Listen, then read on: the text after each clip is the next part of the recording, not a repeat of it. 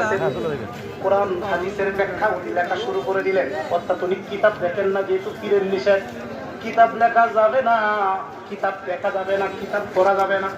উনি কিন্তু শুধু লেখেন, কিতাব পড়েন নাই। 1 বছর পর্যন্ত কিতাব পড়েন নাই, 1 বছর পর্যন্ত উনি কিতাব লিখেছেন। লিখতে লিখতে লিখতে লিখতে বাবা গো, এত বড় একটা কিতাব লিখছে।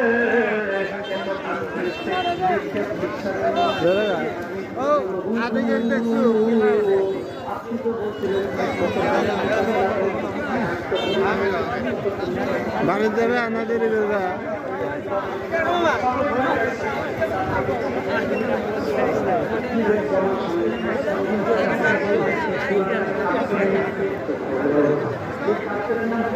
খুবই